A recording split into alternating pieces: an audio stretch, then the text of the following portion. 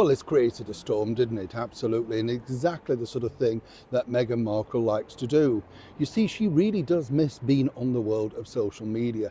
No two ways about it. And she's having to be held back, apparently, of posting things quite regularly, but not necessarily the things that people that are paying you a lot of money, like Netflix, wish you to do. You see, Meghan wants to get her message out there. And this was the argument I told you about between herself and her husband, Prince Harry. You see, Harry believes that actually it is quite a toxic platform, any level of social media. She believes that this is the way of getting out the stories, all of that sort of stuff, and recorrecting the wrongs. But behind the scenes, this particular video, well, did not come without something of a blast. As ever, let me explain. Hi, nice to see you. Thank you so much as ever for taking the time out to join me today. Lovely to have your company on a nice sunny, yes, not a bad day here in London town. Lovely to see you. And as I say, thank you so much for all the brand new subscribers. Nice to have your company. Can I ask, by the way, I've just seen this thing about Easter eggs in the store, and I know we'll always say, oh, they've got smaller. They have got smaller.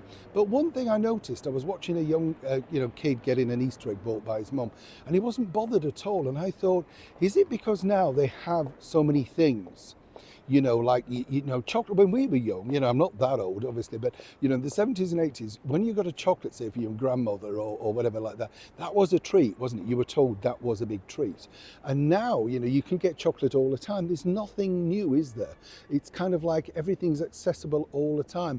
I think I remember telling you about at Christmas when, turkey was special, but now you can buy a turkey sandwich any time of the year. The treats now become everyday things, don't they? So what is special? And do you still buy Easter eggs if you've got grandchildren or children? Do they care? You know what I mean? Forget the Christian sort of side of it, just the fact that do they care? Or have they got so much they're not bothered? I'd love to know what you think. It kind of left me stunned watching this couple together. Let's get back to your royal story of the day. This, as I say, created exactly what Meghan Markle wanted to do on the day, of course, that Catherine was planning that school trip, making sure she tried to get some headlines. No two ways about it. Meghan never stops.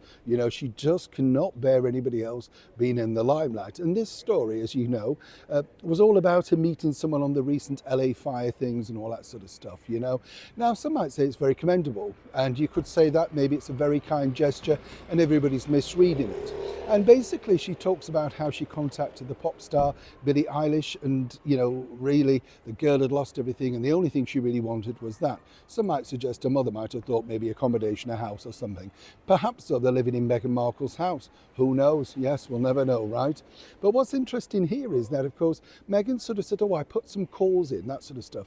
No, you didn't. Your husband did, because he's the one that can make things still move. According to a very well-placed source, it was Harry that instigated the calls, found out exactly who they could get hold of, etc. You see, Meghan really just doesn't register with people, and as many people know, very toxic, seemingly because they don't want that association. You get the picture.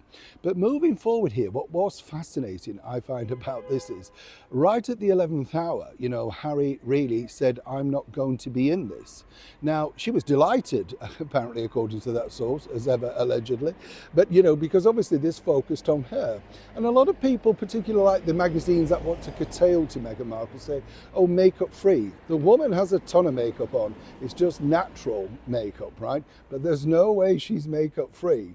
But this would have never happened without the person that she married with the royal connections that still, even over there right now, can muster up some interest. And one may have thought, of course, that Billie Eilish may have thought that she could have got a shout out from Prince Harry. Let's not forget, she has a new album, she's just appeared at the Grammys, and she's also got a tour. So some might say this is great free PR too. Whichever way you look at it, once again, Meghan strikes out, but not necessarily hitting the right note. Neil Sean in the very heart of London.